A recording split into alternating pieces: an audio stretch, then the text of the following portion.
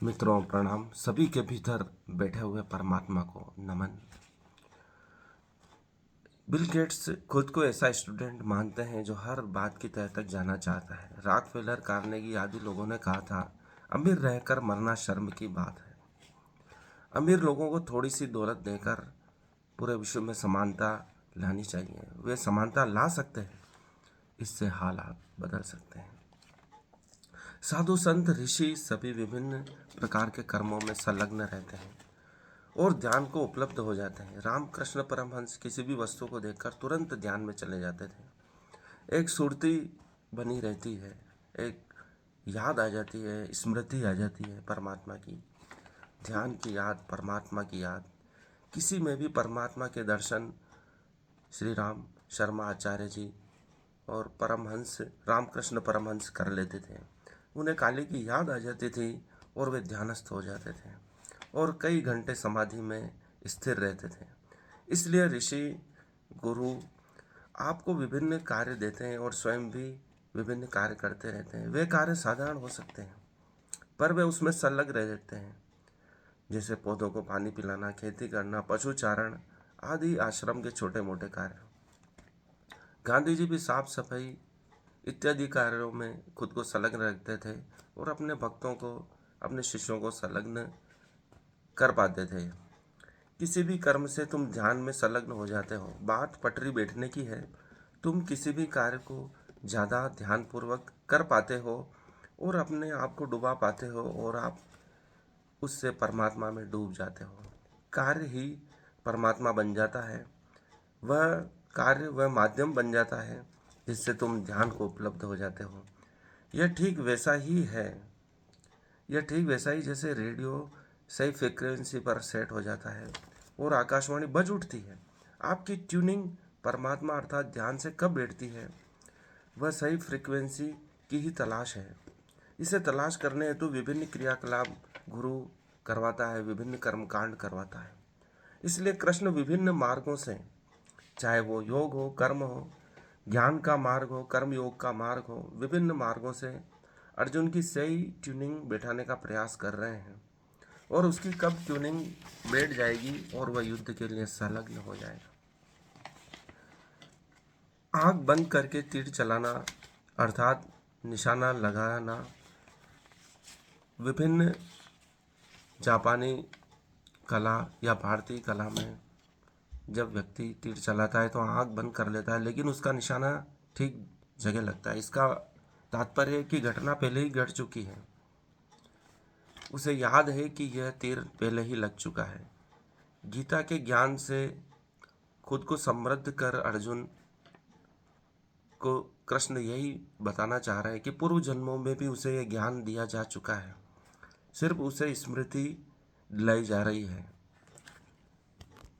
आपको सफलता तो पहले ही मिल चुकी है, सिर्फ यह तो अभिनय मात्र है, यह आपको याद दिलाया जा चुका है। इसलिए अर्जुन से कहते हैं कृष्ण कि ये सभी तो पहले ही मारे जा चुके हैं, तुम जो कह रहे हो वो बस अभिनय मात्र है। तीर पहले ही लग चुका है अगर तुम पूरी तरह तैयार हो। इसलिए महाभारत में जब अर्जुन छोटे होते हैं और पांडवों और कौरवों को शिक्षा दे रहे होते हैं तो द्रोण अर्जुन से सिर्फ यही पूछते हैं कि क्या दिख रहा है। तो अर्जुन कहता है कि पक्षी का सिर दिख रहा है। फिर पूछते हैं द्रोण तो अर्जुन कहते हैं कि सिर्फ आँख दिख रही है। ध्यान पूर्वक देखने पर द्रोण वापस पूछते हैं अर्जुन से कि क्या दिखाई दे रहा है, तो अर्जुन कहता है कि सिर्फ आँख के अंदर जो पुतली है वही दिखाई दे रही है। द्रोण कहते हैं कि बस तो फिर ठीक है। द्रोण अर्जुन को तीर चलाने के भी आगे नहीं कहते हैं क्योंकि द्रोण को मालूम है तीर तो पहले लग चुका है। बात संधान की है, ध्यान की है, एकाग्रता की है, अनुभूति की तीव्रता की है। बात मन से कार्य करने की है, मन के संकेंद्रीकरण की है। मन कहाँ इकट्ठा हो सकता है 100%, बस उस चीज की बात है। तुम क्या हो ये तुम भी नहीं जानते। एक फूल खिलता है तब वह जान पाता है कि उसके भीतर क्या क्या है, कैसा रंग गंध रूप है। वैसे ही गुरु तुम्हें दिखाता है, तुम्हें खिलना सिखाता है। दिव्य दृष्टि देकर तुम जान पाते हो कि तुम कौन हो। और यहाँ इस पृथ्वी पर क्या लेने आए हो। इसलिए अर्जुन को कृष्ण यही प्रयास कर रहे हैं कि तुम स्वयं को जान जाओ, ताकि बात आगे बढ़ सके और जिस कार्य के लिए तुम्हारा जन्म पृथ्वी पर हुआ है तुम उसे सिद्ध कर सको। हमें किसी को कुछ मालूम नहीं कि हम इस पृथ्वी पर क्यों आए हैं। यह जानने का प्रयास ही पूरा जीवन भर चलता रहता है। यदि तुम सोचोगे तो पता लगेगा सब कार्य परमात्मा की योजना के अनुसार हो रहा है और कहानी की कड़ियाँ जुड़ती चली जाएगी। आप किन लोगों से मिलते हो, क्या बात करते हो, क्या घटनाएं घट रही हैं, यदि विचार करोगे तो सभी में कुछ सामंजस्य है, कड़ियाँ जुड़ रही हैं। परमात्मा की योजना के अनुसार सभी कुछ हो रहा है और आप जान पाओगे कि जो भी हो रहा है अभी में मात्र है। सब घटनाएं घट चुकी है, उनमें से कोई एक घटना चुनने का तुम्हें अधिकार होता है और तुम उसे ही भाग्य समझ लेते हो। तुम क्या हो यह जान जाओगे तो अपने आप को पूरी तरह प्रकट कर पाओगे। तुम कुछ एक महान उद्देश्य के लिए इस धरती पर आए हो। कृष्ण अर्जुन को यही सिखा रहे हैं, परंतु अर्जुन समस्या को तो देखना ही नहीं चाहता था। यदि हम समस्या को देख भी मात्र लेते हैं तो समस्या का हल हो जाता है। हम समस्याओं से इतने भयभीत हैं कि हम उनकी तरफ देखना भी नहीं चाहते हैं, उनको खोल के देखना भी नहीं चाहते हैं पुस्तकों को कि उनमें क्या लिखा है। अर्जुन भी समस्या को आगे नहीं देख पा रहा है, वह समस्या का विस्तार नहीं कर पा रहा है।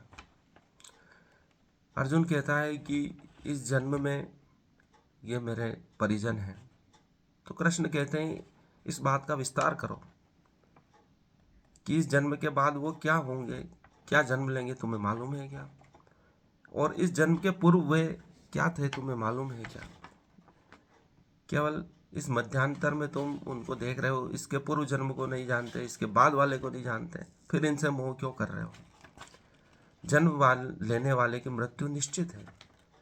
जन्म मृत्यु जन्म की इस श्रृंखला में शोक का कोई स्थान नहीं है, ऐसा कृष्ण कहते हैं। इस जन्म पूर्व भी तुम नहीं जानते थे और बाद के जन्म में भी नहीं होंगे। अव्यक्तानि भूतानि, शुरू और अंत के बीच में तुम उनको देख रहे हो, मध्य में नजर आ रहे हो, लेकिन उससे पूर्व के जन्म और उसके बाद के जन्म को तुम नहीं जान सकते। सत्य का शोक न करो। धर्म क्या है? कृष्ण तुम स्वयं क्या हो?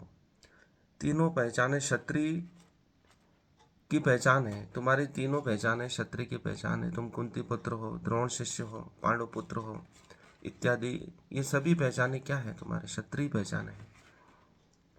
इसलिए शोक न करो और युद्ध करो, ऐसा कृष्ण कहते हैं। पूर्व 10वां जो हमने श्लोक पढ़ा है वह बताता है कि कर्म फल का त्याग करना जो जानता है वही त्यागी है, ऐसा कृष्ण कहते हैं। इस सूत्र में भगवान कृष्ण समझाते हैं कि देहधारी मनुष्य के लिए कर्मों का संपूर्ण त्याग तो असंभव है, क्योंकि यह मानव शरीर कर्म तो करेगा, कर्म फल भी मिलेगा, शरीर पूर्वकृत कर्मों का ही परिणाम है, इसलिए कर्मों का त्याग असंभव है। परंतु कर्म फल की इच्छा का त्याग किया जा सकता है। उसका त्याग होते ही राग द्वेष, सुख दुख का, प्रसन्नता शोक का त्याग हो जाता है।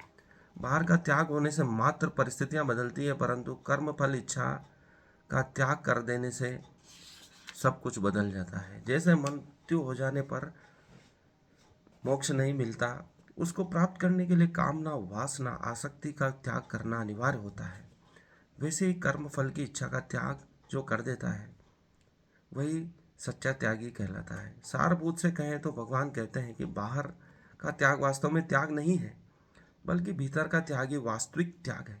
अगर कोई बाह्य परिस्थितियों को त्याग करके एकांत निवास भी कर ले तो वैसा करने से प्रकृति के साथ के संबंधों का त्याग नहीं होता, वो तभी होता है जब आंतरिक त्याग जन्म लेता है। भगवान श्री कृष्ण कहते हैं कि उसे ही वास्तविक त्याग समझना चाहिए। जब आंतरिक त्याग होगा वही वास्तविक त्याग कहलाएगा। अगले श्लोक में कहते हैं, जो 12वां श्लोक है 18वें अध्याय का, अनिष्मिष्टम मिश्रम च त्रिविधम कर्मणः फलम भवत्यागिनाम प्रेत्य न तु सन्न्यासिनां क्वचित् अनिष्टम इष्टम मिश्रम च त्रिविधम कर्मणः फलं भवति अत्यागिनानां प्रेत्य न तु सन्न्यासिनां क्वचित्। अत्यागिना नाम का अर्थ है कर्म फल का त्याग न करने वाले मनुष्यों के। कर्मणः अर्थात कर्म का, इष्टम अर्थात अच्छा, अनिष्टम अर्थात बुरा, च का अर्थ है और, मिश्रम का अर्थ है मिला हुआ, इति अर्थात ऐसे, त्रिविधम अर्थात तीन प्रकार का, फलम अर्थात फल, अवश्य मरने के पश्चात, प्रेत्य अर्थात मरने के पश्चात, भवति अर्थात होता है, तु अर्थात किंतु, सन्यासी नाम अर्थात कर्म फल का त्याग कर देने वाले मनुष्यों के कर्मों का फल, क्वचित अर्थात किसी काल में भी, न अर्थात नहीं होता, अर्थात कर्म फल का त्याग कर न करने वाले मनुष्यों को कर्मों का इष्ट अनिष्ट मिश्रित ऐसे तीनों प्रकार का फल मरने के बाद भी होता है। परंतु कर्म फल का त्याग करने वालों का नहीं होता है। जो कर्म फल का त्याग कर देते हैं उसका इष्ट अनिष्ट या मिश्रित फल कुछ भी नहीं होता है। ऐसा कृष्ण अर्जुन से कह रहे हैं। कर्म फल का त्याग ही वास्तविक त्याग है। इसमें यह स्पष्ट कर रहे हैं कि कर्म फल का त्याग करने वालों की और न करने वालों की मरने के बाद क्या गति होती है। मृत्यु पश्चात का भी वर्णन कृष्ण अर्जुन से कह रहे हैं ताकि अर्जुन को सभी चीज़ें क्लियर हो जाए, स्पष्ट हो जाए। कर्म करने वालों को फल की इच्छा से कर्म करने वालों को तीन तरह के कर्म फल प्राप्त होते हैं। जो कर्म फल की इच्छा रखते हैं उनको तीन तरह के फल प्राप्त होते हैं। इष्ट अर्थात जैसा चाहा था, या यूँ कहे कि किए गए कर्म की इच्छा के अनुकूल फल की प्राप्ति, एवं अनिष्ट अर्थात उसके प्रतिकूल फल की प्राप्ति। कुछ प्रतिफल ऐसे होते हैं जिनमें अनुकूल प्रतिकूल दोनों मिले हुए बातें होती हैं। इसलिए तीन प्रकार के फल कर्म फल की इच्छा रखने वालों को मिलते हैं, ऐसा कृष्ण अर्जुन से कहते हैं। उदाहरण के तौर पर हम देखें कि कोई कामना करें कि भारत के सर्वोच्च पद पर हम आसीन हो जाएं, उसी के अनुरूप कर्मों को करें और उसके प्रयास सफल होने पर उसको इच्छित परिणाम प्रदान कर दें तो अनुकूल या इष्ट परिणाम उसे हम मानेंगे। परंतु सर्वोच्च पद के मिलने पर व्यक्ति का व्यक्तिगत जीवन नगण्य रह जाता है, क्योंकि वो सर्वोच्च सार्वजनिक पद पर है, तो यह एक तरह से प्रतिकूल परिणाम है उसका। इस तरह से मिश्रित प्रतिफल इसे हम बोल सकते हैं। विवेकशीलों की दृष्टि से यह सब बंधन ही है। चाहे हम अनुकूल परिणाम को प्राप्त करके सुखी अनुभव करें या प्रतिकूल परिणामों को प्राप्त करके दुखी हो जाएं, ये वस्तु स्थिति में बंधन ही है। भगवान कहते हैं कि फलेच्छा का त्याग करके कर्म करने वालों को मरने के बाद भी कर्म फल नहीं भोगना पड़ता, क्योंकि उनके कर्म करने का आधार कर्म फल की इच्छा नहीं था। उसका त्याग तो वह पहले ही कर चुके हैं। इच्छा मात्र से ही ब्रह्मा ने सृष्टि का निर्माण किया। संकल्प इच्छा से ही निर्मित होते हैं। यदि आप कोई इच्छा रखेंगे तो उसका परिणाम कुछ न कुछ अवश्य आएगा। इसलिए कृष्ण फल की इच्छा को त्यागने का भी जोरदार समर्थन करते हैं अर्जुन से। बिना फल की इच्छा किए तू कर्म कर, तभी 100% अपना दिलो दिमाग उसमें लगा पाएगा और तू कर्म फल से भी मुक्त हो जाएगा। भगवान कहते हैं प्रत्य भवति, अर्थात जिन्होंने कर्म फल का त्याग नहीं किया है उनको इष्ट अनिष्ट मिश्रित ये तीनों प्रकार के कर्म फल मरने के बाद भी मिलते हैं। परंतु ऐसा कहने का अर्थ यह नहीं कि मरने के बाद कर्म को परिणति मिलती है। इसका अर्थ यह हुआ है कि जीते जी नहीं मिलती, जीते जी भी मिलती है।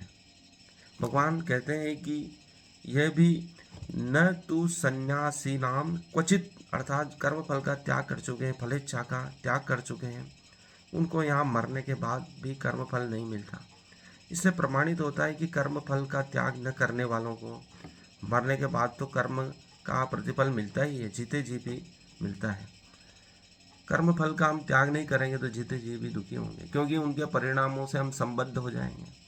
अच्छा होगा तो सुखी होंगे, बुरा होगा तो दुखी होंगे, या मिश्रित परिणाम भी होंगे, कभी सुखी होंगे कभी दुखी होंगे। लेकिन बौद्ध लोगों ने इसका हल ढूंढा है कि हम सदा सुखी कैसे रह सकते हैं। यह हमारा श्लोक समाप्त हो चुका है, लेकिन सदा प्रसन्न रहने के लिए, सुखी रहने के लिए भी आधुनिक समय में कई आविष्कार किए जा रहे हैं। दुनिया के सबसे खुशहाल इंसान मैथ्यू से हम जानेंगे आनंद के राज। हम सदा प्रसन्न कैसे रहें। खुशी एक स्किल है, उसका अभ्यास सब कर सकते हैं। उतना गहरा अनुभव जब मन बेस्ट फ्रेंड बनेगा, जब हमारा मन बेस्ट फ्रेंड बनेगा, तभी जीवन में पूर्णता आएगी। हम मन को अपना मित्र बना लें, खुशी का अभ्यास करना शुरू कर दें, तो हम सदा प्रसन्न रह सकते हैं। कृष्ण उसी की बात कर रहे हैं। और सभी प्रकार के योग कर्म के मार्ग आनंद प्राप्त करने के ही मार्ग हैं। दुनिया का सबसे खुश इंसान कौन है? अभी वर्तमान में जो हम सर्च करेंगे गूगल पे तो नाम आएगा मैथ्यू रिकार्ड। वैज्ञानिक रिसर्च के अनुसार मैथ्यू रिकार्ड सबसे खुश इंसान है। दरअसल 2000 के दशक में विस्कॉन्सिन विश्वविद्यालय के शोधकर्ताओं ने उनके दिमाग का अध्ययन किया है। उन्होंने पाया कि रिकार्ड के मस्तिष्क में गामा वेव्स का स्तर बहुत ज़्यादा था। इससे संकेत मिला कि उनमें खुशी का स्तर असाधारण रूप से बहुत अधिक है। इसके बाद उन्हें सबसे खुशहाल व्यक्ति का टैग मिल गया है। मैथ्यू रिकार्ड बौद्ध भिक्षु और लेखक हैं। उनका निवास नेपाल के एक मठ में है। वे दलाई लामा के लिए अनुवादक रह चुके हैं। वे क्या कहते हैं कि हम रोज क्या कर सकते हैं इसके लिए। कई बार हम अत्यधिक प्रेम महसूस करते हैं। आपने देखा होगा कि हम जीवन में कई बार बहुत अधिक प्रेम, करुणा, अच्छे भाव का अनुभव करते हैं, आत्मीय भाव का अनुभव करते हैं, एक उष्णता का अनुभव करते हैं। हमको उस समय बहुत खुशी मिलती है, चाहे हमें संसार की धन दौलत कुछ नहीं मिली हो, लेकिन एक समय ऐसा आता है कि हम बहुत अच्छा महसूस करते हैं, प्रेम महसूस करते हैं। पर यह भावना कुछ सेकंड या 1 मिनट की रहती है, कम समय तक टिकती है। इसे लंबे समय तक कैसे बनाया जा सकता है, उसके लिए हम शांत बैठें और खुशी की भावना को 10-20 मिनट तक बनाए रखें। 10-20 मिनट तक उस भावना को याद करें जब हम बहुत अधिक प्रसन्न थे, करुणावान थे, प्रेममय हो गए थे, और इस भावना को 10-20 मिनट तक बनाए रखें। अगर यह गायब हो जाए तो दोबारा इसे महसूस करने की कोशिश करें। मन बड़ा चंचल है, बार बार आपको उस जगह से हटाएगा, आपको वापस उसी जगह लौटाना है। डरिए मत, इसे खेल समझिए। ऐसा मत समझिए कि मैं दूसरों से बेहतर नहीं कर सकता, दूसरे तो बहुत ज़्यादा ध्यान लगा रहे हैं, बहुत ज़्यादा सफलता प्राप्त कर रहे हैं, लेकिन मैं नहीं कर पा। मन का काम ही चंचल होना। सभी का मन उचाट होता है, हटता है, बार बार उसे उस जगह पे लाना पड़ता है। एक चंचल बच्चे के समान जो बार बार पढ़ाई से मुंह मोड़ता है, लेकिन उसे बार बार किताब की ओर लाना पड़ता है। अगर ये गायब हो जाए तो दोबारा इसे महसूस करने की कोशिश करें। अगर आप हर दिन सिर्फ 20 मिनट तक ध्यान करें इस चीज़ का, तो 3 हफ्तों में आपके मन में बदलाव आना शुरू हो जाएगा। 20 मिनट तक अगर हम किसी चीज़ का प्रतिदिन अभ्यास करते हैं तो वैज्ञानिकों ने कहा है कि 3 हफ्तों में हमारे शरीर, मन, आत्मा में बदलाव आने शुरू हो जाते हैं। खुद वे इन गुणों को विकसित कर चुके हैं। मैं मानता हूँ, अर्थात रिकॉर्ड कहते हैं कि मन हमारा बेस्ट फ्रेंड है। यह हमें खुश रखता है, बस हमें कुछ गुणों को विकसित करने की आवश्यकता है, जैसे दयालुता, आंतरिक शक्ति और सही निर्णय लेने की क्षमता। हम दयालु हो जाएं, आंतरिक शक्ति को महसूस करें, सही निर्णय लेने की क्षमता को विकसित करें, ताकि हम जीवन के उतार चढ़ाव से कमज़ोर ना हो। जीवन में उतार चढ़ाव आते हैं और हम सुखी दुखी हो जाते हैं, तो हम समभाव में रहना सीख जाएं, तो हम सदा सुखी या आनंदमय हो सकते हैं। ये गुण हमें सुखी बनाते हैं। खुशी एक स्किल है, कला है, स्वयं में विकसित किया जा सकता है इसे। दलाई लामा की यह सलाह उन्हें बहुत काम दी कि जब वे नेपाल में थे, रिकॉर्ड बीच में उनके पिता की तबीयत खराब हो गई, इसलिए वे घर लौट गए। तब जाते वक्त दलाई लामा ने उनसे कहा, मेडिटेट्स ऑन कंपेशन, अर्थात करुणा रखना। करुणा किसके प्रति रखना? खुद के प्रति और दूसरों के प्रति भी। इसका पालन वे सदा करते हैं। दूसरों पे भी दया करो और खुद पे भी करो। सबसे पहले खुद पे करो ताकि हम इस करुणा का विस्तार कर दूसरों तक भी उस चीज़ को पहुंचा सके, करुणा को पहुंचा सके। दुख भी हमें करुणा सिखाता है। यदि दुख आता है तो हम करुणावान हो जाते हैं, ज़्यादा नम्र हो जाते हैं, अपने अहंकार को भूल जाते हैं, अहंकार को तोड़ा हुआ महसूस करते हैं। इसलिए दुख भी आना आवश्यक है। सुख दुख भी हमें सिखाता है। यह हमें अधिक करुणाशील बनाता है, आंतरिक शक्ति देता है। दुख करुणा को जन्म देता है और करुणा हमें खुशी की ओर ले जाती है। यदि हम करुणावान बन जाए, बुद्ध की पूरी शिक्षा करुणावान बनने की है, क्योंकि उन्होंने सबसे पहले खोज की कि जीवन में दुख है और इससे मुक्त हुआ जा सकता है। यदि आप दुख से मुक्त होना चाहते हैं तो आपको करुणावान होना ही होगा। यदि आप अपने ऊपर दया नहीं करेंगे, लोगों पे दया नहीं करेंगे, तो कभी भी विनम्र नहीं हो पाएंगे। और विनम्रता ऐसी कसौटी है कि वह मार्ग बनाती है सभी प्रकार के सुखों का, एक रास्ता बनाती है। आप किसी भी चीज़ को अपने आप में प्रवेश करने के लिए करुणा ही ऐसा माध्यम है जिससे द्वार खुलते हैं। बाकी अहंकार क्रोध से तो सभी रास्ते बंद हो जाते हैं, दूसरों की करुणा के भी और स्वयं की करुणा के भी। यदि आप क्रोधित होते हैं, अहंकारी होते हैं, तो दूसरे भी आपसे मुंह मोड़ लेते हैं और आपका मन आत्मा भी आपसे मुंह मोड़ने लगता है। इसलिए बुद्ध की सारी शिक्षा करुणावान होने की है। आप करुणावान हो जाइए, ज़्यादा प्रेममय हो जाइए और इस भावना को लगातार बनाए रखिए, तो आपके सभी दुखों का अंत हो जाएगा। यही बुद्ध की शिक्षा है, यही कृष्ण की शिक्षा है कि आप ज़्यादा प्रेममय हो जाएंगे। आपका मन भटकता है तो बार बार उस कार्य में लाइए। ये सब करुणावान होकर ही, विनम्र हो कि आप कर पाएंगे। विद्या ददाति विनयम इसलिए कहा गया है। करुणावान लभते ज्ञानम, जो करुणावान हो जाता है उसको ज्ञान उपलब्ध होता है। धन्यवाद। आज के लिए इतना ही। मुझे सुनने के लिए हार्दिक आभार। इस वीडियो को लाइक करें, शेयर करें, मेरे चैनल को सब्सक्राइब करें। धन्यवाद।